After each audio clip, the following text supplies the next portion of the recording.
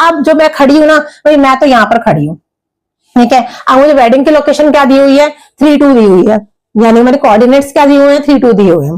तो 3-2 यानी हमें XY हमें 3-2 दिए हुए हैं, ठीक है। क्या करना है अब भाई, मैंने किसी से पूछा, मैंने यहाँ पर खड़ी होकर किसी से पूछा भाई ये कहाँ पड़ेगा, ये वाला वेडिंग कोलेशन कहाँ पड़ेगा।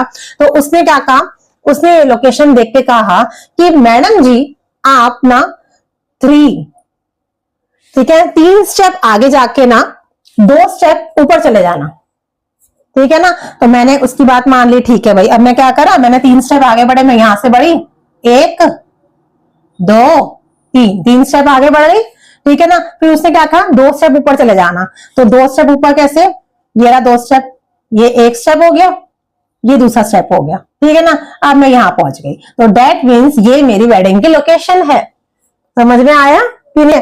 अब मुझे बताना है कि भाई ये वाला लोकेशन आपको फाइंड आउट करना है। अब भाई मैं तो यहाँ खड़ी हूँ, भाई मैं तो यहीं खड़ी हूँ, ठीक है, ओरिजिन पे खड़ी हूँ, 0 0 पे खड़ी हूँ। अब मुझे -2 और 4 जाना है।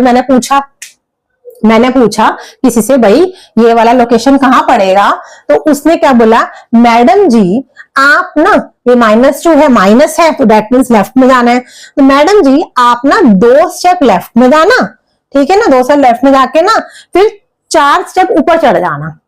मैंने कहा अच्छा ठीक है कि 4 है, तो 2 स्टेप यहां से मैं लेफ्ट में चली गई, ठीक है, गई मैं यहां से, फिर यहां से मैं 4 स्टेप ऊपर चली गई, देखो 1 2 3 और ये रहा 4। तो ये हो गई मेरी लोकेशन, कौन सी, -2 और 4 की, जो कि हमारा Q पॉइंट हो गया।